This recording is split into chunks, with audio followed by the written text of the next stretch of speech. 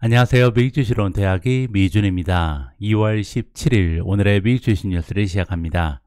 지난 이틀간은 오늘의 미국주식 뉴스를 보내드리지 못했습니다. 그래서 3일 만에 지금 오미주 녹화 방송을 진행하고 있는데요. 지금 현재 영국은 학교들이 하프텀 방학에 들어갔습니다.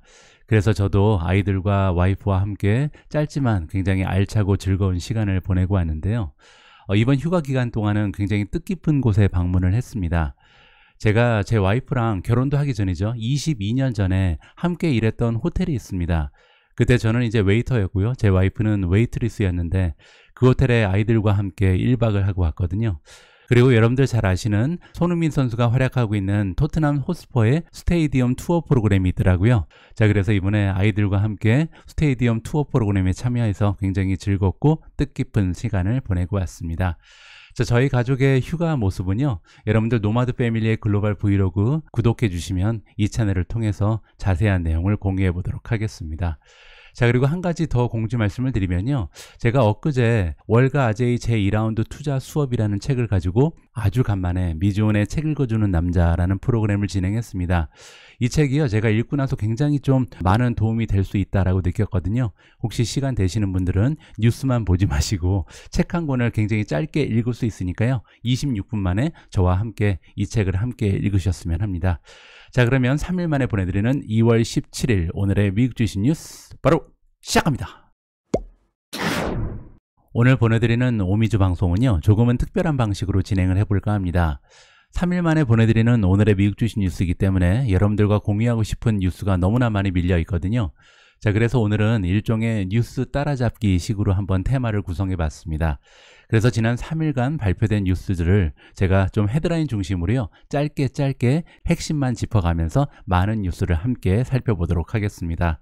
본격적으로 준비된 기사를 읽어보기 전에요, 한 가지 시킹알파 관련해서 공지 말씀을 드리고 싶습니다.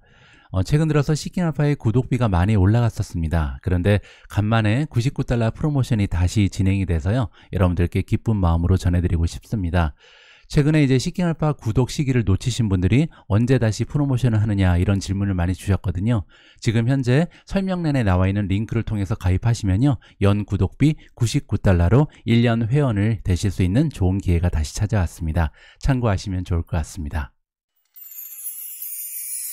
지난 이틀간 우리가 놓쳤던 첫 번째 미국 증시 관련된 소식은요, 바로 인플레이션 지수입니다. 자, 1월 달에 인플레이션 CPI 지수가 발표가 됐거든요. 우리가 보통 소비자 물가 지수라고 부르는 거죠. 자, 인플레이션이 올라갔다. 1월 달에 0.5% 올라갔다고 나와 있잖아요. 이건 이제 전달에 비해서 그렇다는 거고요. 12월 달에는 11월 비해서 0.1% 올라가는데 그쳤습니다. 따라서 어떻게 보면 좀 인플레이션이 다시 한번 가속화되는 좋지 않은 모습을 보여주고 있는데요. 자, CPI를 작년과 비교해 보면 6.4% 정도 상승을 했습니다. 그리고 이 두 수치 모두 월로 봤을 때는 0.5%, 연으로 봤을 때는 6.4% 올라갔는데요. 시장의 전망치보다는 조금 더 높은 수치가 발표가 됐다, 이렇게 이해가 가능합니다. 자, 다우존스에서 예상하고 있던 전망치는요, 0.4% 그리고 6.2%였습니다. 그런데 0.4% 대신 0.5%가 한 달 만에 올라갔고요. 그리고 작년 비해서도 6.2% 대신 6.4%나 올라가면서 좋지 않은 추세를 보여줬다, 이렇게 정리를 해볼 수가 있겠죠. 자, 다음은 코어 CPI입니다. 우리 보통 근원 CPI라고 부르는 거죠. 가장 변동성이 높은 식료품 그리고 에너지를 제외하고 다시 한번 계산을 해봐도요, 지난달에 비해서는 0.4% 올라갔고요, 1년 전에 비해서는 5.6% 올라갔습니다. 따라서 시장에서 전망했던 0.3 그리고 5.5보다는 0.1%포인트 추가적으로 올라갔다. 따라서 CPI 지수는요, 그렇게 좋은 수치가 발표되지는 않았습니다. 자, 그리고 어제 목요일 아침에는요, 홀세일 프라이시즈, 우리가 보통 생산자 물가지수라고 부르는 PPI 역시도 발표가 됐는데요. 이 수치 역시도 생각보다 높은 수치가 발표됐습니다. 프로듀서 프라이스 인덱스, 우리가 줄여서 PPI라고 부르는 생산자 물가지수가요, 1월 달에 0.7% 상승했습니다. 자, 그런데 시장의 전망치는 0.4%에 불과했거든요. 따라서 0.3%포인트 추가적으로 올라가는 좋지 않은 추세가 발견되고 있고요. 자, 이번엔 식료품과 에너지를 제외한 코어 PPI PPI를 보더라도요 0.5%가 올라가면서 시장의 전망치인 0.3%를 상회했습니다. 자, 작년과 비교해도 좋지가 않은데요. 작년 대비해서 6%나 올라가면서 CPI를 봐도 그렇고요, PPI를 봐도 그렇고 아직까지 인플레이션과의 전쟁은 계속되고 있구나라는 인상을 주기에 충분한 그런 수치가 발표됐습니다. 다음으로 준비된 기사는요, 시장 전망에 대한 짧은 설문조사 결과인데요. 그 결과가 굉장히 흥미진진합니다. 자, 이번에 설문을 진행한 투자기관은 뱅크 오브 아메리카고요. 그 대상은 펀드 매니저들입니다. 각종 펀드를 운영하는 매니저들한테 물어봤거든요. 자, 지금 현재 2023년 들어서 베어마켓 랠리가 일어나고 있는 건지, 아니면 대세 상승장이 시작된 건지, 이번 랠리에 대한 정의를 내려달라, 뭐 이러한 설문조사 결과인데요. 자, 밑에 내려가서 보시면 총 299명의 펀드 매니저들이 참여를 했고요. 그 중에서 66%가 생각하기로는요, 올해 들어서 나타나고 있는 상승장은 베어마켓 도중에 잠깐 임시적으로 나타나는 베어마켓 랠리다, 이렇게 부정적으로 예상을 했고요. 자, 그리고 23% 정도는요, 아니다, 새로운 불장이 시작됐다, 앞으로도 이러한 상승 추세는 지속될 것이다 라고 긍정적인 의견을 피력을 했습니다. 따라서 이번 설문조사의 결과에 따르면 펀드를 운영하고 있는 실무자들의 눈에는 지금 현재 일어나고 있는 상승장이요, 얼마 안 있어서 다시 한번 하락 추세를 보일 만한 베어마켓 랠리다, 이렇게 결과가 나타났다라고 공유가 가능할 것 같습니다. 자, 이번에는 테슬라로 넘어갑니다. 제가 잠시 자리를 비운 사이에 테슬라 관련된 뉴스가 쏟아졌더라고요. 그래서 이 많은 뉴스들을 하나하나 여러분들과 함께 체크해 볼까 합니다. 자, 첫 번째로 준비된 테슬라 기사는 테슬라가 이번에 2달 만에 4번째로 미국 쪽에서 가격을 조정했다라는 소식입니다. 테슬라 가격은요, 정말 일주일에 한 번씩 바뀌는 것 같습니다. 자, 모델 Y 퍼포먼스 크로스오버의 가격은요, 이번에 $1000 올라가면서 58,990달러로 상향 조정됐습니다. 자, 그리고 후륜 구동 드라이브 모델 3 세단 같은 경우는요, 테슬라에서 가장 싼 모델인데 이번에 추가적으로 $500가 내려가면서 42,990달러로 하향 조정됐습니다. 제가 보기에는요, 이번에 미국 정부에서 전기차 세금 감면 혜택에 대한 상한선을 조정했잖아요. 자, 그래서 모델 Y 같은 경우는 사실 $80,000 이하면 혜택을 받을 수가 있고요, 모델 3 같은 경우는 $50,000 이하면 혜택을 받을 수 있는 자격이 주어집니다. 따라서 지금 가격을 보면요, 모델 3는 옵션을 추가하면 좀 간당간당하고요, 모델 Y 같은 경우는 여유가 있잖아요. 자, 이러한 점을 감안한 가격 변동이 아닌가, 이렇게 생각을 해볼 수가 있겠습니다. 자, 그리고 최근 들어서 모델 3에 비해서 모델 Y의 판매 실적이 굉장히 좋다, 이런 소식이 들려오고 있거든요. 따라서 테슬라가 여기에 따라서 가격을 지금 올렸다 내렸다 굉장히 유동적으로 운영을 하고 있다는 것을 살펴볼 수가 있었습니다. 바로 앞에 기사에서 제가 테슬라의 모델 3에 비해서 모델 Y의 수요가 엄청나게 급등하고 있다라는 말씀을 드렸는데요. 자, 이번 기사에서 확인이 되고 있습니다. 자, 이번 기사의 제목을 보시면 미국 쪽에서는요, 이번 분기, 즉 1월부터 3월까지는요 모델 Y가 솔드아웃 됐다, 없어서 못 판다는 거죠. 자, 무슨 얘기인지 한번 보시죠. 자, 테슬라의 수요가 급등하고 있다. 자, 그 이유는 두 가지죠. 일단 1월 달에 테슬라가 가격을 굉장히 큰 폭으로 하향 조정했잖아요. 자, 두 번째로 1월 1일부터 미국 정부에서는요, 전기차 관련해서 $7,500라는 세금 감면 혜택을 주고 있습니다.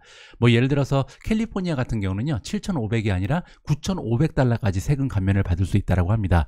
따라서 이번 기회를 놓치면 안 되겠죠. 따라서 많은 소비자들이 전기차를 구입하고 있다, 이렇게 볼 수가 있고요. 자, 지금 현재 테슬라의 웹사이트에 들어가서 모델 Y를 구입하려고 시도를 하면요, 아무리 빨라도 4월 달까지 기다려야 되고요, 늦으면 6월 달까지 기다려야 모델 Y를 살 수 있다고 합니다. 따라서 올 초에 만연했던 테슬라의 수요가 급감했다, 이제 테슬라가 더 이상 팔리지 않는다, 이런 루머는요, 그냥 루머로 끝난 것으로 확정이 되는 것 같습니다. 자, 테슬라 관련된 다음 뉴스는 중국에서 들려왔습니다. 중국에 있는 상하이 공장이요, 다시 한번 문을 닫는다라는 소식입니다. 자, 그 이유가 궁금하죠? 자, 테슬라가 생산을 잠시 중단할 것이다, 상하이 기가팩토리의 생산을 중단한다라고 나와 있고요. 기간은 이번 달 말까지니까요, 한 10일 정도 문을 닫는다, 이렇게 이해가 가능합니다. 자, 그 이유는요, 생산 공정을 다시 한번 업그레이드 한다. 12월 달에도 한번 문을 닫고 생산 공정을 업그레이드 했잖아요. 자, 그런데 이번에 다시 한번 그런 이유가 궁금해지죠. 자, 여기 나와 있는 것처럼 중국 쪽에서의 모델 3 생산 대수를 증대시키기 위해서다라고 나와 있습니다. 자, 지난 12월 달에는요, 문을 닫고 모델 Y의 생산 공정을 업그레이드 했거든요. 자, 이번에는 모델 3의 생산 공정을 업그레이드 하면서 생산 대수도 늘리고 마진도 함께 상승할 수 있는 좋은 기회가 찾아왔다. 따라서 저는 개인적으로요, 아주 긍정적인 소식이다라고 평가를 하고 싶습니다. 자, 테슬라 관련된 다음 뉴스는요, 그렇게 긍정적이진 않습니다. 왜냐면 트위터가 등장하거든요. 자, 일론 머스크가 트위터의 CEO 자리를 올 말까지는 해야겠다라고 언급을 했습니다. 그러면서 이제 테슬라의 주주 입장에서는 조금 기분이 언짢아질 수도 있는 그런 소식인데요. 자, 일론 머스크가 수요일 날 얘기를 했다. 석세서니까요, 후계자를 찾는 거잖아요. 그래서 올 말까지 새로운 CEO를 찾기 위해서 노력하겠다라고 얘기를 했습니다. 자, 그렇게 되면 원래는 이제 당장이라도 그만둘 줄 알았는데 생각보다 오랜 기간 동안 일론 머스크가 트위터에 관여를 한다. 이렇게 좀 느낌이 나오게 되죠. 그래서 테슬라 주주 입장에서는 조금 기분이 안 좋아졌고요.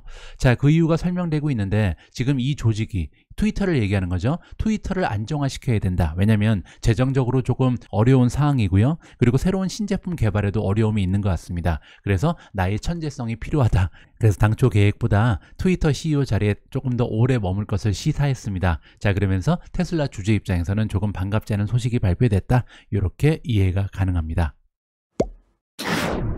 테슬라 관련된 다음 소식은요, 화이트하우스 백악관에서 발표를 했습니다. 굉장히 흥미진진하죠. 자, 수요일 날 백악관에서 성명서를 발표를 했는데요. 이 성명서 내용에 테슬라가 등장을 합니다. 자, 화이트하우스에서 예상하기로 2030년에는 50만 개까지 전기차의 차저 숫자를 늘리겠다. 자, 당초의 계획을 다시 한번 재확인해 줬고요.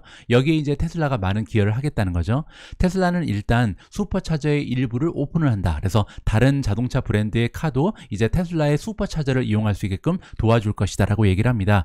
자, 구체적인 숫자가 나오는데요. 2024년이 되면 7,500개의 슈퍼차저가 다른 EV 컴퍼니에서 이용할 수 있을 것이다 라고 얘기를 했습니다. 자, 여기에 대해서는요, 사실 2022년 작년 중반에 루머가 돌았었거든요. 이 루머의 내용은 뭐였냐면 테슬라가 정부에서 혜택을 받기 위해서 슈퍼차저의 일부를 열기로 했다. 모종의 거래가 있었던 것으로 루머가 돌았었습니다.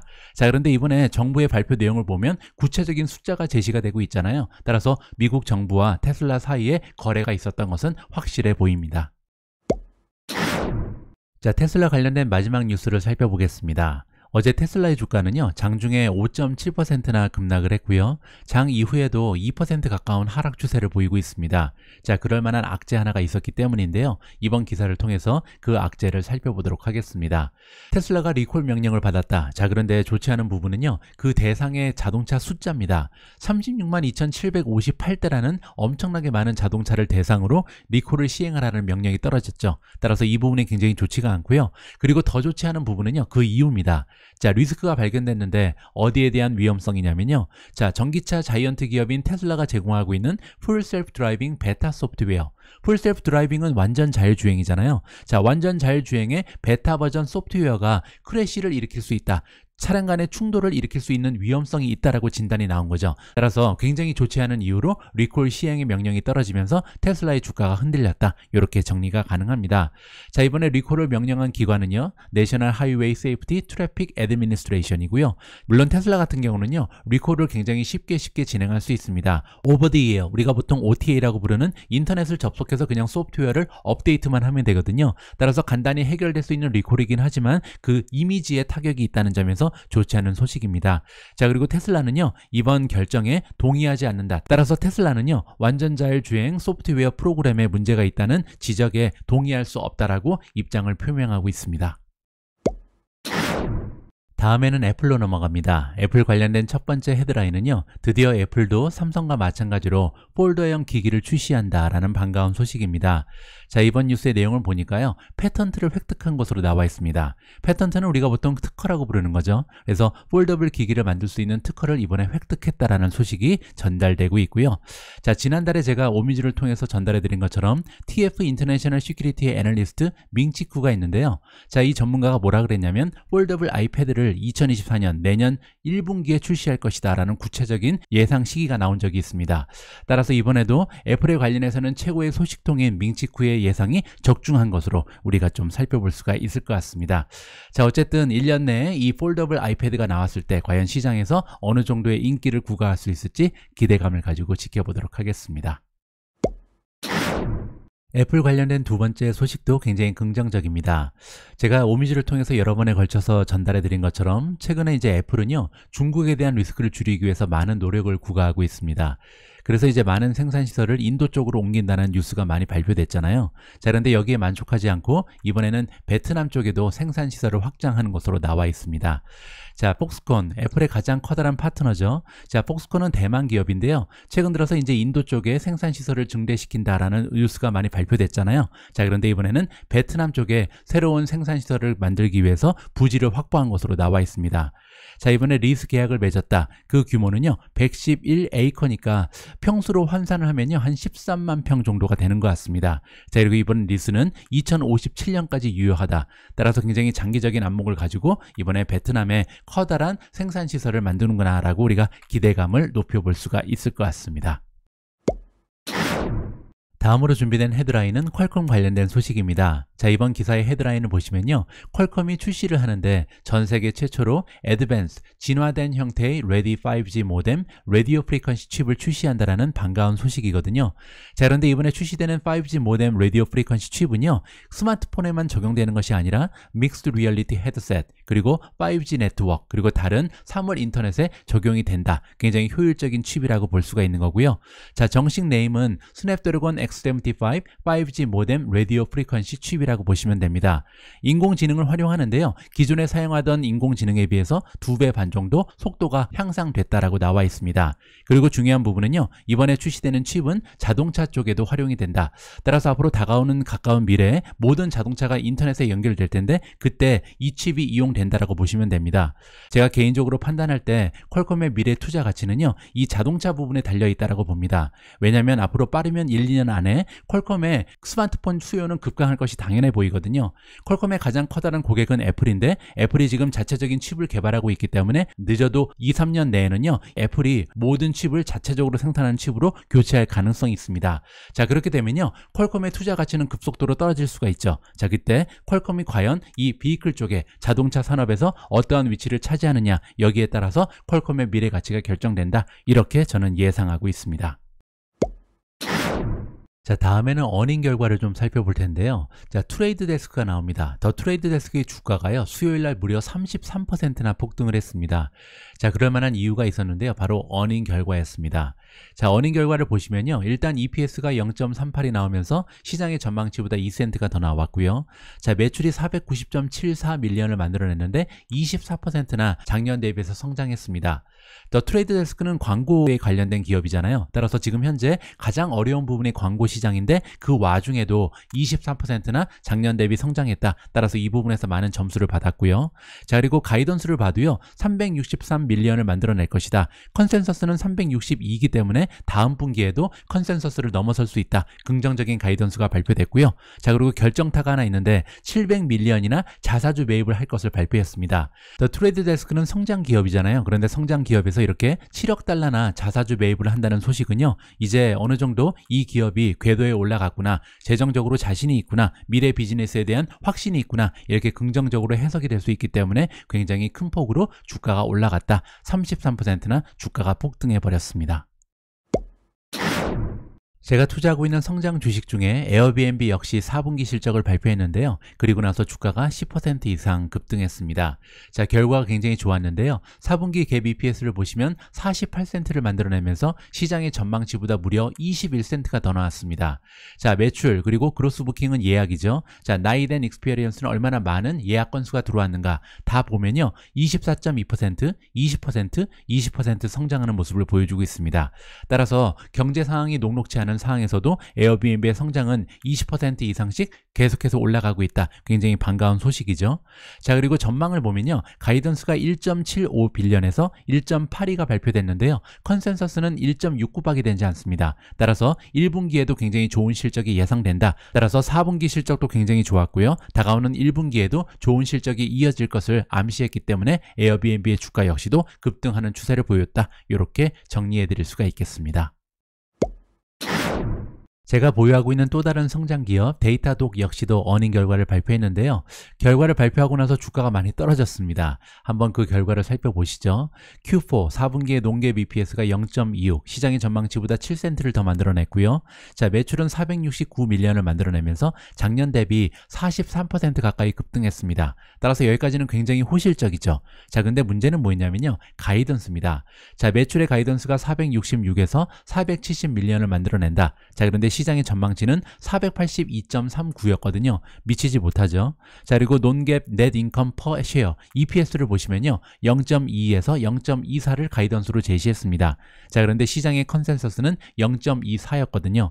자, 그리고 2023년 1년의 회계연도를 보시면요. 매출은 2.07에서 2.09 빌리언을 예상하고 있는데 시장의 전망은요. 2.18이었습니다. 한참 떨어지죠. 자, 그리고 EPS도 보시면 1.02에서 1.09인데 시장의 컨센서스는 1.13이었습니다. 따라서 이번 분기의 실적은 굉장히 좋았지만 다가오는 분기에 대한 그리고 1년 전반적인 회계연도에 대한 예상치가 좀 시장의 예상치를 밑돌면서 많은 폭으로 주가가 하락을 했습니다. 자, 하지만 한 가지 고무적인 부분은 뭐냐면요. 고객사의 증가 추세입니다. 자, 보시면 2022년 12월 31일 기준으로 하면요. 100만 달러 이상을 기여하는 굉장히 대규모의 고객의 수가 317개로 늘어났습니다. 자, 그런데 그 수치는요. 1년 전에 216개에서 무려 47%가 급등한 수치고요. 자, 그리고 또한 10만 달러 이상의 매출을 기여하고 있는 중간 사이즈의 고객사의 숫자도 2,780개로 늘어나면서 작년 대비 38%가 올라갔습니다.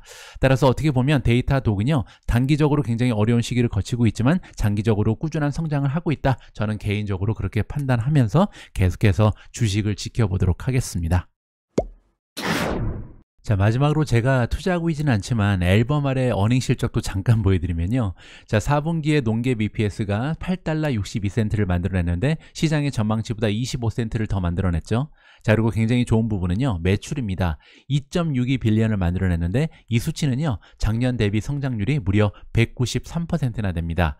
따라서 이번에 앨범 아래 실적을 보면서요. 아, 정말 리튬 쪽의 수요가 엄청나구나. 리튬 산업의 성장 추세가 장난이 아니구나 라는 것을 직접 확인해 볼 수가 있었습니다. 오늘 마지막으로 준비된 헤드라인은요. TSMC 관련된 소식입니다. TSMC의 주가가요. 이틀 연속 하락 추세를 면치 못하고 있는데요. 그럴 만한 이유가 있었습니다. 바로 워렌 버핏이 TSMC의 주식을 많이 정리했다라는 소식이 전달되고 있거든요. 자, 타이완 세미컨덕터 TSMC의 주가가 수요일날 5% 이상 하락을 했습니다. 그리고 목요일날도 2% 이상 추가적으로 하락한 상황이고요. 자, 그 이유는 제가 말씀드린 것처럼 워렌 버핏이 운영하고 있는 버크셔 해스웨이가요. 이번에 아주 큰 폭으로 주식을 매도했다라고 보도가 되고 있습니다. 자, 대규모의 자금을 운영하고 있는 미국의 투자 기관들, 뭐 1억 달러 이상의 투자 자금을 가지고 있는 기관들에서는요. 3개월에 한 번씩 그들이 가지고 있는 포트폴리오를 공개해야 됩니다. 우리가 보통 13F 파일이라고 부르는 건데요. 자, 이번에 버크셔 해스웨이의 13F 파일이 발표가 됐는데 타이완 세미컨덕터의 주식의 개수를 보니까요. 불과 3개월 전에는 6천만 주를 가지고 있었거든요. 자, 그런데 단 3개월 만에 8.29 밀리언으로 줄어들었습니다. 5천만 주 이상 갑자기 팔아버린 거죠. 자, 그런데요. 여기서 그치지 않고 버크셔 해스웨이 말고 다른 기관들을 보시면요. 대표적인 헤지펀드인 타이거 글로벌 그리고 3G 캐피탈 역시도 타이완 세미컨덕터의 주식의 개수를 줄였다는 발표가 있었습니다. 따라서 이렇게 굵직굵직한 투자자들이 큰 손들이 TSMC의 주식의 개수를 줄이면서 개인 투자자들이 좀 쇼크를 받았다. 이렇게 우리가 이해를 해볼 수가 있을 것 같습니다. 2월 17일 보내드린 오늘의 미국 주식 뉴스는 여기까지입니다. 자, 오늘 마지막 부분에서요. 버크셔 해스웨이의 13F 파일 내용을 살펴보니까 TSMC의 주식의 개수가 많이 줄었다라는 중요한 정보를 여러분들과 공유해드렸는데요. 자, 그래서 다음 방송에서는요. 13F 파일 특별 방송을 한번 준비해 보도록 하겠습니다. 많은 헤지펀드들, 큰손들, 스마트머니의 동향은 어떻게 되는지 다음 방송을 통해서 함께 공부해 보도록 하겠습니다. 우리 모두가 미국 주식 투자로 은퇴하는 그날까지 다 함께 화이팅입니다. 행복한 하루 되세요. 감사합니다.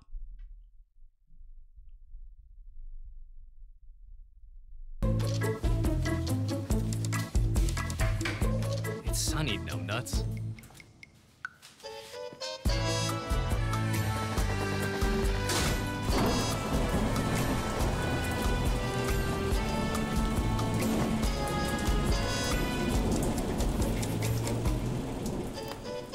Stephen Kress, creator of Seeking Alpha's stock picking system. Seeking Alpha, all you need to know about investing in top stocks or in anything else. Seeking Alpha, be a better investor.